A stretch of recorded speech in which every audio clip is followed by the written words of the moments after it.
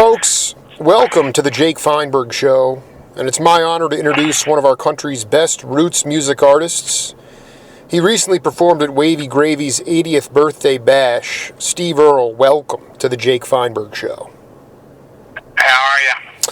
Good to hear you, brother. You know, one of my shows, my show revolves around the 4 L's, which is leadership, love, life, and lineage. And when I talk about life, I mean about overcoming adversity, and I just think that in the modern era, it's incredibly important to talk to people like yourself, guys that are still grounded, but have overcome a lot. If you could talk about a specific time in your career when you faced adversity, how you overcame it, and how it made you stronger. Well, I mean, it's kind of no secret. I mean, it will be hard to find a new bottom, so that makes things simple for me. I know how bad things got. I was literally homeless. You know, I made 4 records. It took me a long time to get a record deal. I got the national when I was like 19. It took me a long time to get a record deal. I was 31 when Guitar Town came out, which is 30 years this year, by the way. And and then within 5 years, I was basically homeless, and it was all drugs. And I got locked up, and I decided at some point in this process, I went to treatment originally just to get out of an orange suit, and something happened to me there, and I decided that I didn't want to die. And I started doing things that were suggested to me by people that knew something about not taking drugs, because I didn't anymore. And I just, right. 21 years later, as of last September 13th, I'm still clean.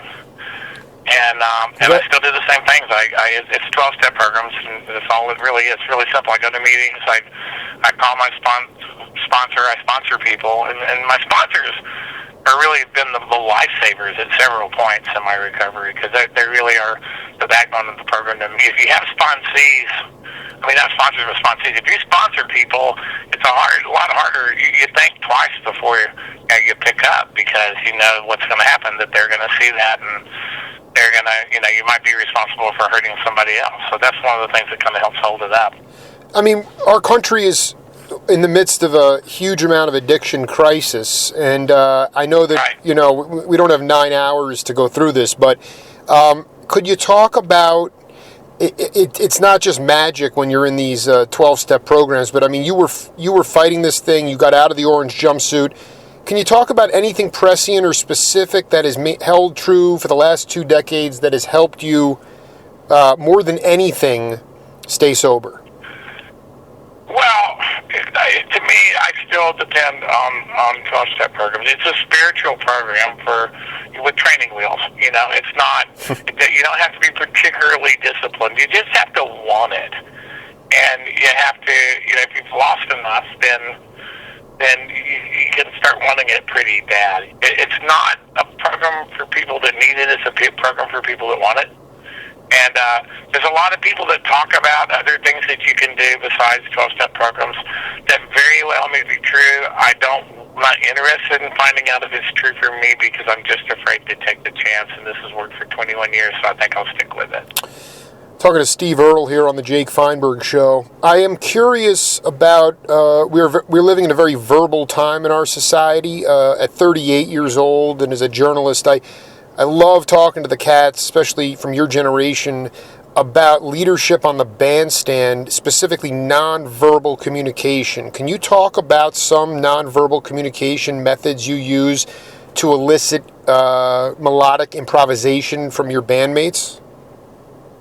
Well, it's funny. I don't, I've got a band that some of the guys have been with me for a long time. This version of it has been pretty static. We actually changed drummers at the end of this last tour, the Australian tour. Will Rigby left, and it's like, so we're working with a new drummer for the first time in a long time, but that's worked out great too. We're getting ready to make another record after this.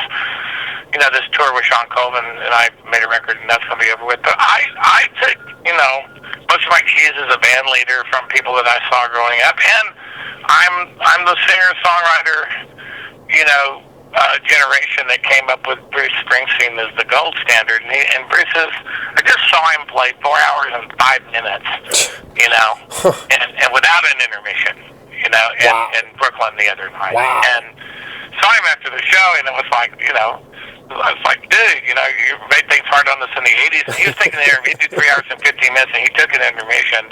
In those days, I prided myself on, because I was younger, I did 3 hours and I didn't take an intermission. But, you know, he was the standard. And I think you learn to, like, my band keys off of everything from things, you know, moves that I make to, you know, those you hear Bruce do it, you probably hear me do it, it's like that little huh thing. That's a transition coming. Right. You know, that's a signal. And it comes from, I got it from Irish music and Bruce. Irish music they do all the time, you know, they play a set of tunes, and you hear somebody, whoever the leader is in the section, you'll hear them, it's way quieter, but it's the same thing, it's like huh, and then they'll switch tunes, you know, seamlessly, without stopping. Because they call that, you play usually Irish instrumentals and traditional music are in 3 and 4 sets, you know, they call them sets. And it's you know, it's just one of those things you just kind of have to learn. Bands that are, you know, the best band that I've seen recently is probably the Tedeschi Trucks band. Right. And it's just because it's reached this point. It has the best 2-drummer team I've ever seen. And I saw Mad Dogs and Englishmen, and I saw the Allman Brothers at their peak. And, you know, I just, it's like, you know, there's just something about that. And there's nothing, you know, going on there except that they're listening to Derek, and when he plays, they're listening to Susan when she sings, and she's playing her ass off too, by the way. I mean, there was a while after they got together that she underplayed a little bit. I think, you know, just Derek being there, and it's standing next to Derek Trucks is probably, and playing guitar is probably fucking intimidating, even if you're married to him. So I just saw him in Australia, and we did some shows with him summer before last, and you know, I think they're kind of the best band in America right now, and that's a lot of communication without speech going on right there. I'm curious about, you know, your early career, maybe the best leader that you worked under who had an unconventional leadership style. I mean, I've talked to 500 cats, so many jazzers white cats who wound up in organ trios, and you know, I mean, you learned on the bandstand. I'd love Steve Earle to talk about one of your. I did. I mean, the band thing was weird because I never really was. I was only in a handful of bands growing up, and then I was a folkie for a long time. Mm-hmm. So it was this really fast learning thing.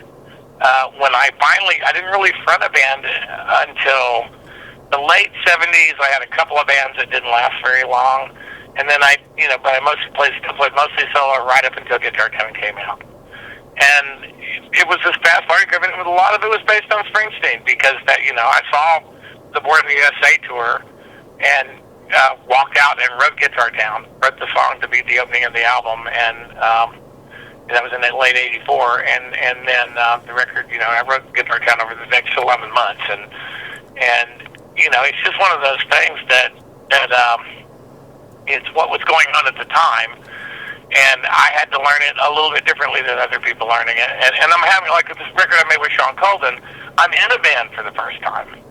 It's the two of us, and it's not it's just not me running everything. I'm with another songwriter that's every bit as good as I am, and a great singer, and what we do together is really cool and really special. But it's a democracy, and as much as as political as I am, and as much as I believe in democracy, I haven't practiced it very much in the art that I've made over the years, to tell you the truth. So it's been pretty good for me. I'm curious. I'm so glad you brought up the fact that you were a folkie. I mean, could you talk about the first time that you incorporated a trap set into your work, and how that changed, or how you had to adapt to that? Well, I mean, it was funny. I was in a few bands, just as a singer, in junior high school, in high school. I wasn't in high school very long. And then after that, it was just playing by myself for a long time. And, you know, what would happen is I did a lot of banging on the top of my guitar and sort of playing percussion. Pre-pickup, you really did it a lot. Sure. And I am old enough to be pre-pickup, you know. Sure. And it's like, and then you have to change the way that you did that once pickups came along. But I couldn't do it as much. Boy, I had this J50 that was just beat to shit. It was just like literally, it was all fingernails and picks, you know, and I just kind of, almost had the willy hole going in it. It was really close to it, and over the sound hole. And I just, then I had to learn not to try to do the drummer's job for him quite so much. And then I had, you know, I learned doing that mainly in recording studios in Nashville because they used to try to take me off as a rhythm guitar player, but I didn't want that to happen. Sure. When I was recording demos for my songs. And you know, I had a really famous drummer tell me, you know, if you put that guitar down, we could get this track. And, you know, he's a really famous drummer, really great drummer. He's also a really big asshole. And that's, you know, you shouldn't tell an artist that. And no. It's like, but he was a bigger deal than I was. I was making a demo, trying to get a record deal, and I mean, there are assholes. Like, I mean, I guess that leads into it. Is, I mean, were you, when you say you had to back off and not do the drummer's job? I mean, to me, it's like, do you prefer a drummer who's playing the song, or who's just really just there to focus? I want a drummer that's playing the song, and they also have to be not so. I had a drummer that worked with me for a while in the 80s. He was in the band, one of my favorite versions of my band, and he went away and did other stuff because I went away. I kind of dropped off the face of the earth. And when I came back, there was a period where he was working for me again, and he was controlling tempos all of a sudden, because in my band, you can't really the drummer can't lock in, and he's been playing sessions and wanted to become a session drummer. He had been playing a lot of sessions around town, and he had gotten to working with a click track, and he was really, really become a time tyrant, and I just had to say, man, you got to give me my head there, you know. And he goes, you mean speed up? And I said, yeah, if I speed up. He goes, I can't get sessions if I play like that. Techno, a lot of times when I did it, I said, okay, well, that's cool. And then we did the rest of that run, and then I let him go. Yeah. You know, because I just couldn't live with it. You know, it's like, it's a living, breathing thing. Playing bluegrass, you know, that was like to make the bluegrass record, I spent a year going down and sitting in with bands at the Station Inn. That's the hardest thing I've ever done. You know, like, I learned to not mess with the drummer, and then I learned to take that control back without interfering, without hitting the top of the guitar and doing stuff that doesn't sound good. But I became, you know, the controller of the tempo again, eventually, by the time the dudes were going. And then I decided to make a bluegrass record, and there is no drummer. The mandolin player is really the drummer, the bluegrass band. And, you know, I did make it with the best bluegrass band in the world at the time, which was the Del McCoury band, so that helped. Oh, that's great. I didn't even know you collaborated with Del. I mean, that's legendary. Oh, no, there's a record. It's one of my best records. It's called The Mountain. It was made in 1999. It's me and the Del McCoury band. You can still get it. I own that record, actually. It's still in print. I've always wanted to talk, you know, Steve Earle, people think of roots, Americana, bluegrass, country, folk, but I really want to know about some of the Afro jazz cats that you saw live that, even if you didn't incorporate it into your own bag, you know, whether it was Miles. Well, I mean, Miles is my guy. You know, my age is like, just like I backtracked from Creedence records and Beatles records to the Elvis Sun records and, you know, Chuck Berry and like a lot of people did. I backtracked from Miles to, you know, all of bebop, and I'm still kind of Arrested Development guy when it comes to jazz. I listen to really hard bop, and I listen to. I love Bitches Brew. To this day, it's a big deal record to me. But I also, you know, my favorite jazz artist is probably Bud Powell. And, sure. You know, for some reason it became more about piano players. I almost never listen to jazz guitar players. The ones that I do are kind of weird ones. I love Bill Purcell. He's just sort the man. I've talked to what a yeah, a great player, but a very decent. And he's also one of my very, very favorite people. And I gotten to play with him a handful of times, and I just, you know, I look forward to any chance that I get to do that. And it's just sort of insane that I get that Bill Purcell is kind of on the same stage as me. But it's, you know, I like Bud Powell. I like, You know, a record that's in my phone right now and always has been. I have all the Bud Powell stuff, all the well, I went through and you know one of those you know collections that had everything and took all the alternate takes out. You know what? Charlie Parker knew what the best take a passport was. I'm never interested in those alternate takes all that much. It just sort of confuses me. And you know, like at the Bud Powell, you'll hear 4 versions of Bouncing with Bud back to back, and the one that was released as a master's the best one. I've listened to them all a bunch, and the master's the best. But you get off more listening to the. Oh, I'm sorry. Finish that up. Go ahead. I didn't mean to cut you off. No. I just listen to. I like stuff that the melody's still there. It's still based on. Now I also have a thing about the Mahavishnu Orchestra. I saw that, and that was the only real jazz rock fusion music I ever saw. I like Roland Kirk in the same period. You know, Rip Rig and Panic. Can you talk about seeing? Was it the Billy Cobham version of Mahavishnu? Oh yeah. Because it's actually it was Birds of Fire, and it was at the Municipal Auditorium in San Antonio, and it was the lights dim, and Cobham walks out, gets on the kid, and starts that drum solo, and it goes on for probably 10 minutes, and then the rest of the band wanders out, and McLaughlin's double neck was leaning. It wasn't on a stand. It was leaning against a Marshall amplifier, and he picks it up and puts it on. And as he turns the volume up, it goes, and this beast exploded off of the stage. And it was like, it's like da da da da da da da da da da da, and it was just off to the races. And it was the most overused term in the world. The 2 most overused terms are awesome and genius. Yep. But music's very rarely awesome. It can be, but that was awesome. It really was. It was almost scary. Did you have to? Were you blown away by the fact that it was not rehearsed and that it was odd metered? I mean, when did you? What were the specific? Well, when you start seeing, I knew enough. Even though I was a folk singer, my uncle was a really good piano player, and he's 5 years older than me. He played guitar originally, but he had polio, and he had to play left-handed and use a thumb pick because one of his, what would have been his left arm was pretty severely deformed. And so keyboards were easier for him, so he became a way better piano player. And he had a band that played, they played Allman Brothers and Steely Dan, which is just and that's the thing, when people call the Allman Brothers a Southern rock band, that's so ignorant. That the Allman Brothers were a progressive rock band. Absolutely. They were a prog rock band, and they were the prog rock band, and it was the American prog rock band anyway. And I just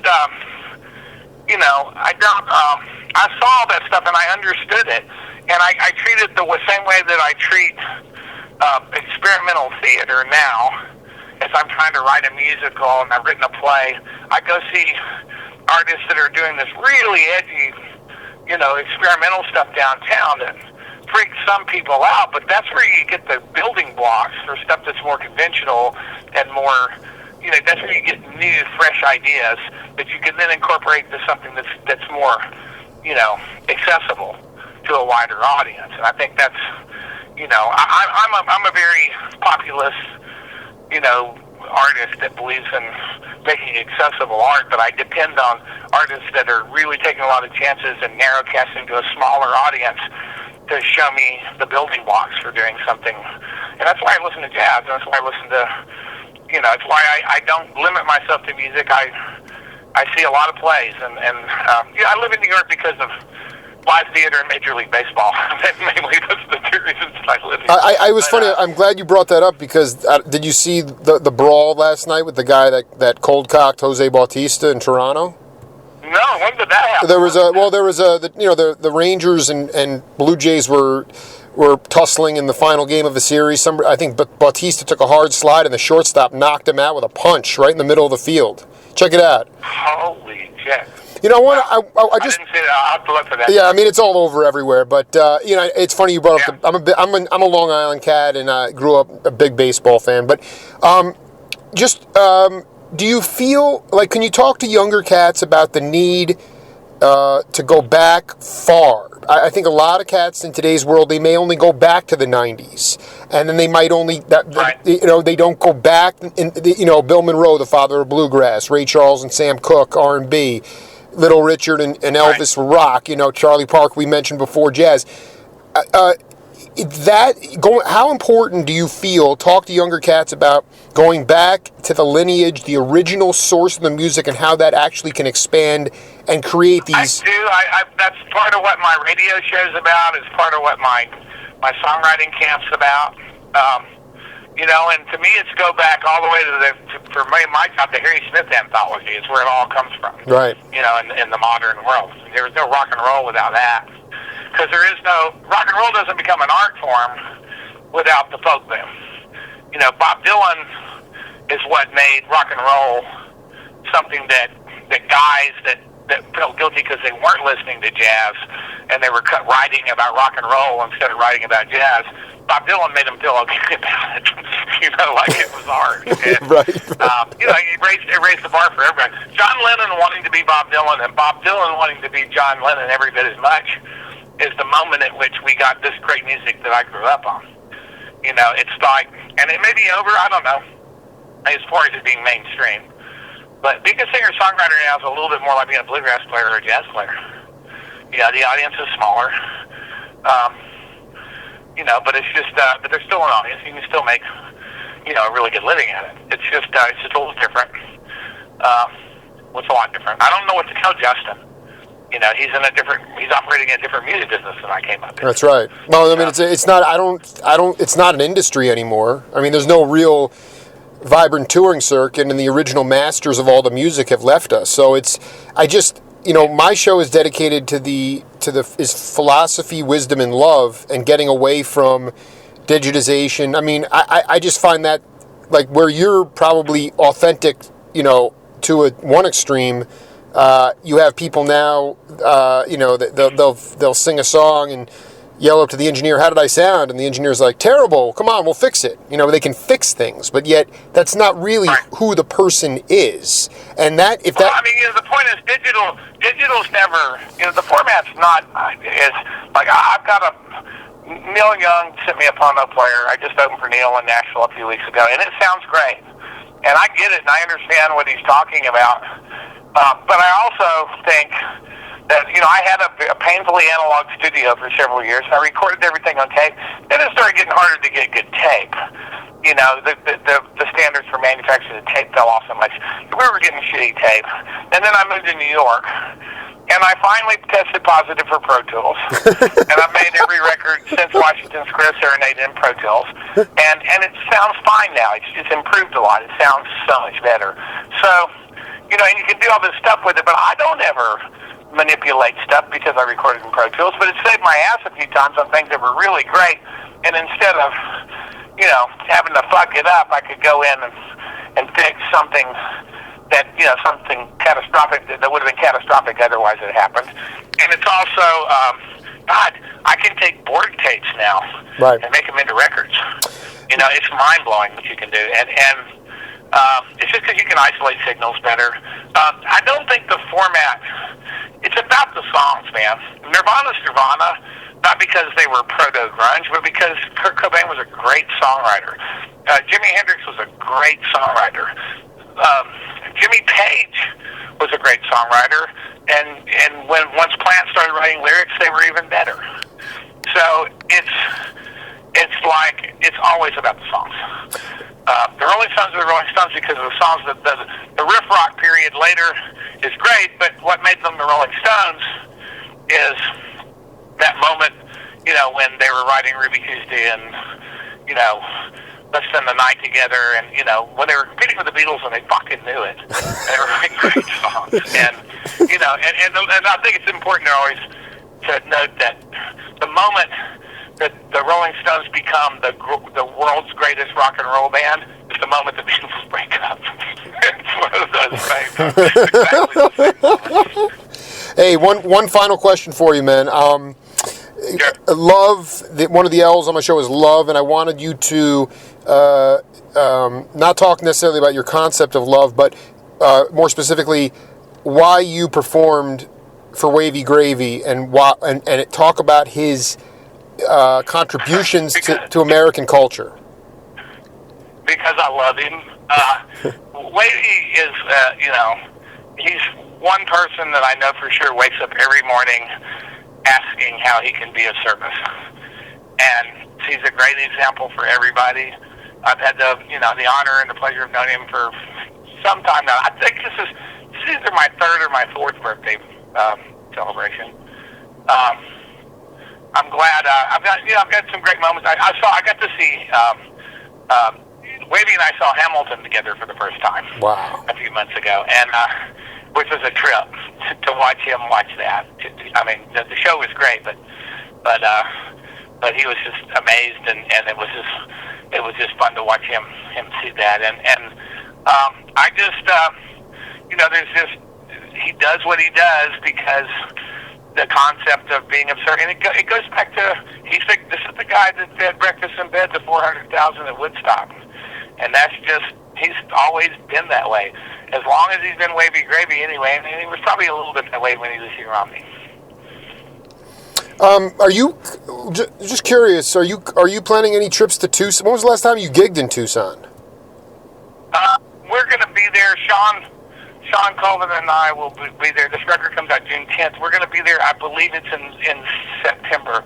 There's a show. It hasn't been confirmed yet, but I think it will be. I really would love. I would love to pick up on part 2 with you at before that show to promote it. Well, just call them when you see the show come up. Call Jesse at the office or Shelby, and you got it. Sort it out. Hey, Steve, man, keep burning, man. It was great to talk to you. Great talking to you. Cheers. Later. Yeah. Bye-bye.